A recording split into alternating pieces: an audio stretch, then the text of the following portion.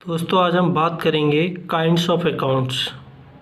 कहने का मतलब क्लासिफिकेशन ऑफ अकाउंट्स कि अकाउंट्स होते क्या हैं, कितने प्रकार के होते हैं। आज हम बात करने वाले हैं आपसे अकाउंट्स के बारे में। तो mostly accounts, kinds of accounts की अगर हम बात करें तो दो सिस्टम पे आधारित होते हैं। एक तो अंग्रेजी पद्धति जिसे हम इंग्लिश सिस्टम बोलते हैं, दूसरा अमेरिकन सिस्टम जिसे हम हिंदी में भी अमेरिकन पद्धति बोलेंगे। ठीक है, तो इंग्लिश सिस्टम में जो खाते हैं उनको 3 भागों में बांटा गया है। नंबर 1 पर्सनल अकाउंट जिसे हम व्यक्तिगत खाता कहते हैं। नंबर 2 रियल अकाउंट जिसे हम वास्तविक खाता कहते हैं। नंबर 3 नॉमिनल अकाउंट जिसे हम अवास्तविक या नाममात्र का खाता कहते हैं। तो ये तो हमें पता है कि खाते 3 टाइप्स के होते हैं। Number 1 personal account, number 2 real account, number 3 nominal accounts. ठीक है, अमेरिकन पद्धति के बारे में हम जानेंगे। अमेरिकन पद्धति में जो अकाउंट्स होते हैं वो 5 टाइप के होते हैं। नंबर 1 असेट्स अकाउंट जिसे हम संपत्ति खाता बोलते हैं। नंबर 2 लायबिलिटीज अकाउंट जिसे हम दायित्व खाता बोलते हैं। नंबर 3 इनकम रेवेन्यू अकाउंट जिसे हम आय खाता बोलते हैं। नंबर 4 एक्सपेंसेज अकाउंट जिसे हम व्यय खाता बोलते हैं। और नंबर 5 होता है कैपिटल अकाउंट जिसे हम पूंजी खाता बोलते हैं। ठीक है, तो असेट्स का मतलब आप जानते हैं जो भी संपत्ति, चाहे बिल्डिंग ले लीजिए, चाहे मशीनरी ले लीजिए, चाहे वो फर्नीचर हो, इनसे संबंधित जो भी खाते होंगे वो असेट्स अकाउंट में आएंगे। लायबिलिटीज़ का मतलब होता है दायित्व, जैसे क्रेडिटर्स हुआ, बिल्स पेबल हुआ, ये सारे अकाउंट्स किस में आएंगे? लायबिलिटीज अकाउंट के अंतर्गत आएंगे। इनकम से संबंधित अकाउंट इनकम के अंतर्गत आ जाएंगे। और जितने भी हम खर्चे करते हैं एक्सपेंसेस अकाउंट्स के अंतर्गत आ जाएंगे। कैपिटल अकाउंट पूंजी खाता बोलते हैं, जो कैपिटल लगाई जाती है व्यापार में उसे हम क्या कहते हैं? पूंजी खाता।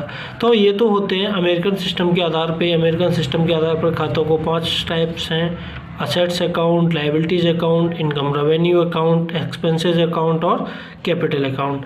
आइए जानते हैं इंग्लिश सिस्टम के बारे में एक एक करके। इंग्लिश सिस्टम में खाते 3 प्रकार के होते हैं: पर्सनल अकाउंट, रियल और नॉमिनल। पर्सनल अकाउंट के बारे में आप सब जानते ही हैं, व्यक्तिगत खाता। रियल अकाउंट वास्तविक खाता, नॉमिनल अकाउंट अवास्तविक खाता। मैंने एक बार फिर से इसको रिपीट किया है। तो हम जानेंगे पर्सनल अकाउंट होते क्या हैं। पर्सनल अकाउंट के बारे में डिटेल से जानने की कोशिश करते हैं।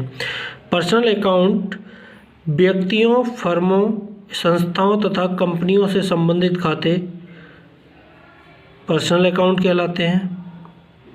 एक बार फिर से रिपीट कर रहा हूँ, व्यक्तियों, फर्मों, संस्थाओं, कंपनियों से संबंधित खाते व्यक्तिगत खाते कहलाते हैं। जैसे राम का खाता, सोहन का खाता, फूलचंद का खाता, मैसर्स धनीराम ट्रेडर्स का खाता, ये सब सारे खाते क्या कहलाते हैं? Personal account. चलिए, हम ये तो पता चल गया कि ये सारे खाते पर्सनल होते हैं, चाहे वो व्यक्तियों से संबंधित हो, चाहे वो संस्थाओं से संबंधित हो, चाहे वो किसी कंपनी से संबंधित हो। तो व्यक्तिगत खाते के अंतर्गत भी खातों को 3 भागों में बांटा गया है। Number 1 natural personal account, number 2 artificial personal account, number 3 representative personal account. Natural personal account को प्राकृतिक व्यक्तिगत खाते बोलते हैं। आर्टिफिशियल पर्सनल अकाउंट को कृत्रिम पर्सनल अकाउंट मतलब कृत्रिम व्यक्तिगत खाता हम कह सकते हैं। रिप्रेजेंटेटिव पर्सनल अकाउंट को हम कह सकते हैं प्रतिनिधित्व व्यक्तिगत खाते। तो हम इनको एक एक करके जानेंगे। नेचुरल पर्सनल अकाउंट क्या होता है? नेचुरल का जैसे कि नाम से स्पष्ट है, नेचुरल का मतलब होता है प्राकृतिक। ऐसी कोई भी वस्तु जिसे प्रकृति ने जन्म दिया है उसके अंतर्गत वे खाते आते हैं।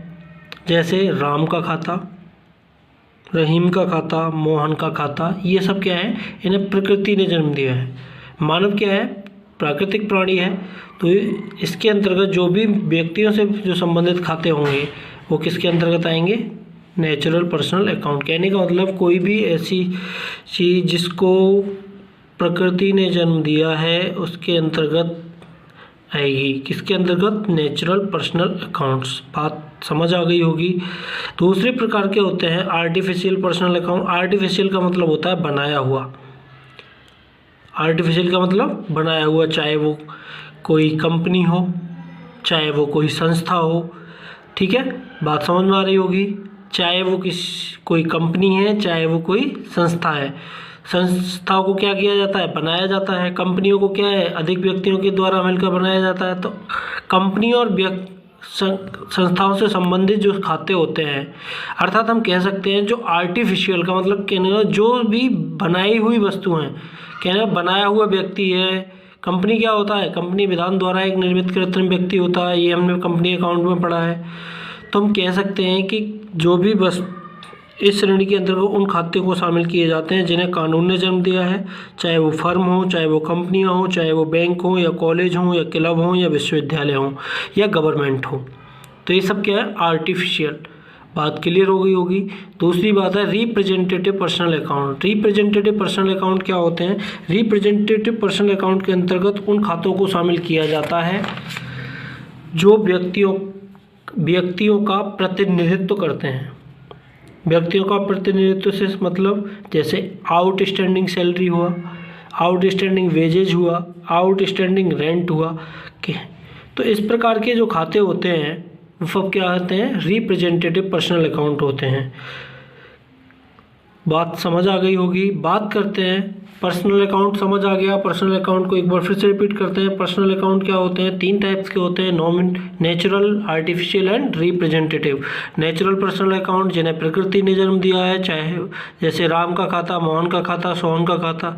आर्टिफिशियल जिन्हें विधान द्वारा निर्मित किया गया है, कंपनी, फर्म, संस्था, बाजार, क्लब, विश्वविद्यालय, ये सब। रिप्रेजेंटेटिव अदत्त मजदूरी खाता जिसका संबंध व्यक्तियों का प्रतिनिधित्व करते हैं, जैसे अदत्त मजदूरी, अदत्त वेतन, अदत्त किराया आदि। अब जानने की कोशिश करेंगे हम रियल अकाउंट्स के बारे में। रियल अकाउंट्स क्या होते हैं। रियल अकाउंट्स 2 प्रकार के होते हैं, एक तो टेंजिबल और एक इनटेंजिबल, एक दृश्य और एक अदृश्य। दृश्य का मतलब जो हमें दिखाई देते हैं और अदृश्य का मतलब जो हमें दिखाई नहीं देते। तो ऐसी एसेट्स